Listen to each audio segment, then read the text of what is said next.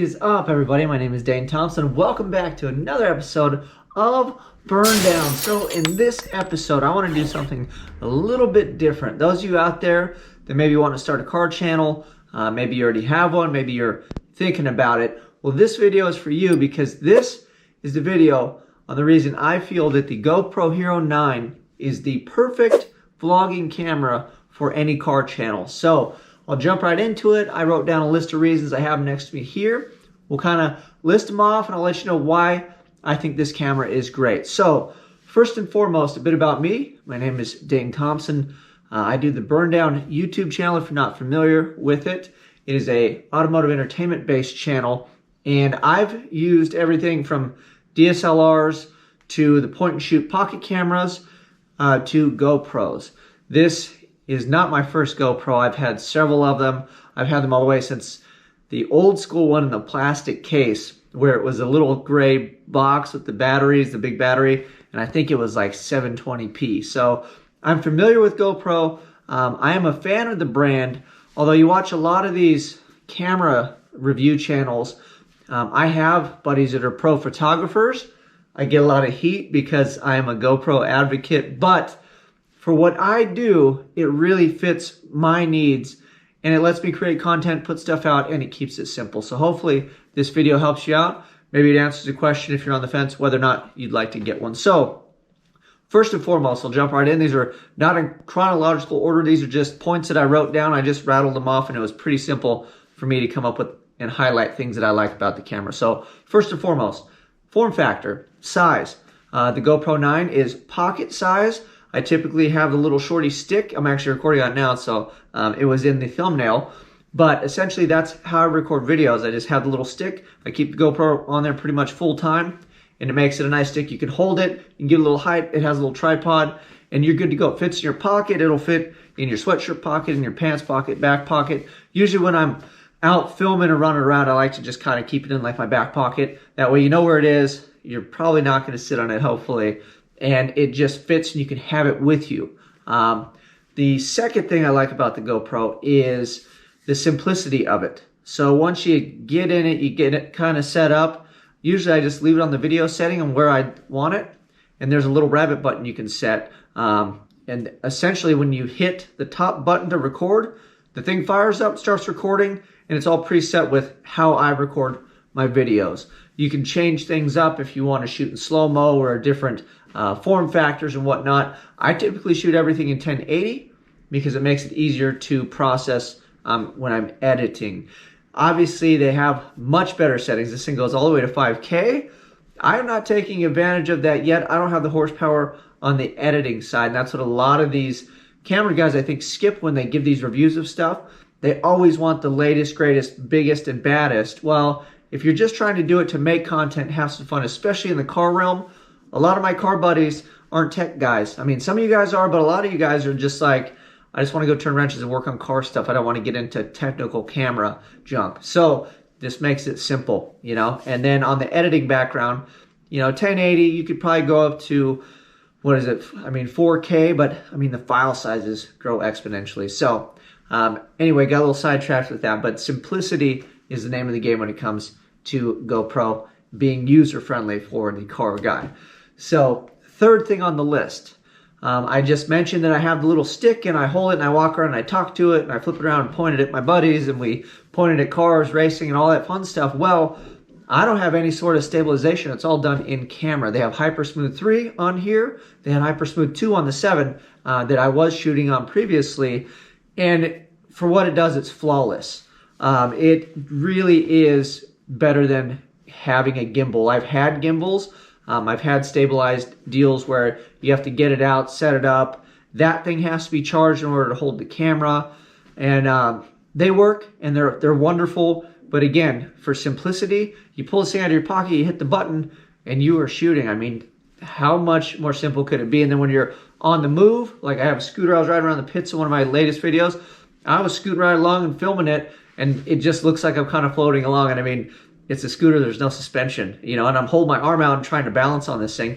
It looks like I got everything under control when half the time I'm ready to actually fall off the scooter. But you never know in a million years. Hell, I could hit the ground and keep talking and it would probably make a pretty interesting video if I didn't hurt myself. But that leads us to number 4 on my list. And this was the big selling point when I stepped away from the DSLR world, and then I just jumped straight over to a GoPro for all my vlogging and everything I feature on the channel here. And the reason for that was audio. So what you're listening to now is picked up straight in the GoPro. I don't have any external microphones, anything like that. Could the audio be better? Of course it could. It could be much better. We could get microphones and stack things up, make it a whole production, but I don't have to. Again, I pull it out of my pocket, I hit the button, and we are filming. I do have to pump the audio levels up a bit in post, but it's really not the end of the world. And they have a media mod. They have things where you can actually plug external microphones in. Again, I've had all those things, but for the amount of quality you gain, it's worth it if you're really into content and like, I guess, cinematic styles creation, if you will, or whatever. But for the most part, nobody really complains about my audio. It's probably not the best, but it gets by and it's great for the most part. If it's really windy, you know, you'll kind of hear it because I've had a couple videos where you kind of hear it or whatever. But for the most part, for general application, general use, the thing just does a phenomenal job. And again, it keeps the form factor small. It's one less thing for me to remember, forget, or to have to plug batteries in and just tote around with me. So that takes me to number 5, which would be quality. These things can shoot all the way up to, what is it? I have a list here. It's 4K 60 or 5K 30. So that's your quality and then your frames per second. So there's more than enough here. And like I said, if you got the horsepower on the back end to do the editing, you know, be my guest, shooting 4K, 5K, whatever you guys want. Makes file sizes bigger. You can crop in. There's lots of stuff you can do with it. But again, this is a basic review for a car guy, for car channel stuff. I don't know how creative and crazy you guys are going to get. Obviously, if you're filming cinematic crazy stuff, you know, this may not be for you. But for the average person, there's more than enough quality on here to go around.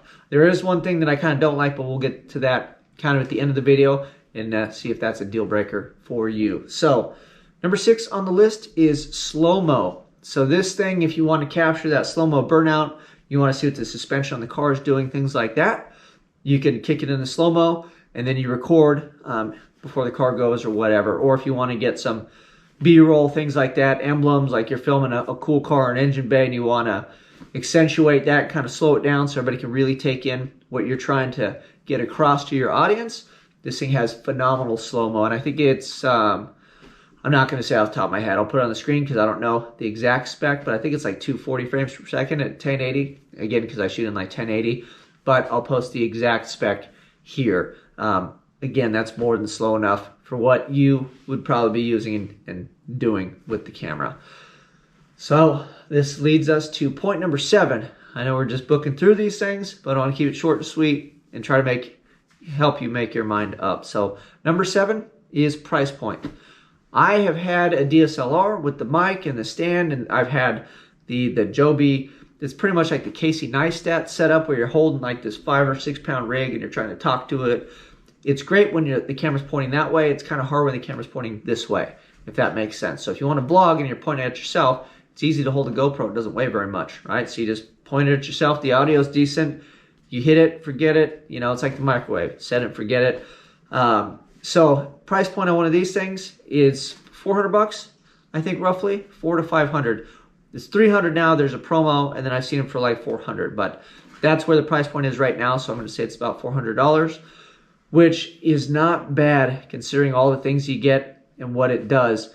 Comparatively, you're going to spend at least double that for a decent camera, and then you're going to want to get a lens, and then you get all carried away down the rabbit hole, and you end up with this big monster that you're afraid of. It's not very portable. You have to keep the lenses all clean, and it's just, for what I do, I get dusty and dirty, and I sand things, and sometimes it rains, or we've got cars doing burnouts and flinging rubber and smoke.